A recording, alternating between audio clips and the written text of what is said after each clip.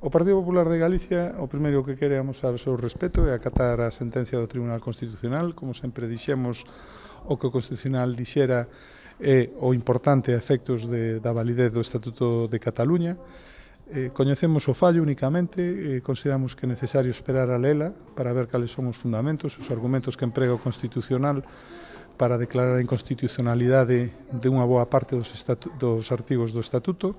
De feito, estamos vendo que sin coñecer o contido da sentencia, hai socialistas que están dicindo que a sentencia prácticamente deixa todas as cousas como estaban e outros, en cambio, que ataca a columna vertebral do Estatuto.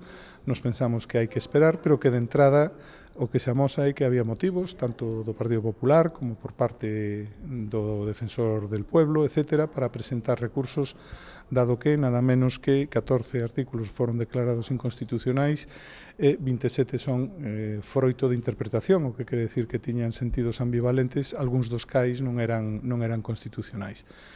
Polo que coñecemos, algúns son ademais importantes porque inciden no debate que tiñamos en Galicia, por exemplo, o tema da invalidez xurídica do termo nación ou, por exemplo, o recoñecemento de que non pode existir un deber xurídicamente exixible de coñecemento dun segundo idioma, cuestións que no seu día deron moito que falar en Galicia.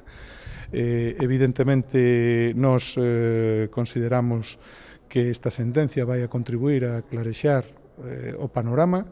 Sempre dixemos que Galicia tiña que ter un estatuto plenamente constitucional e non crear un problema á Constitución co noso estatuto.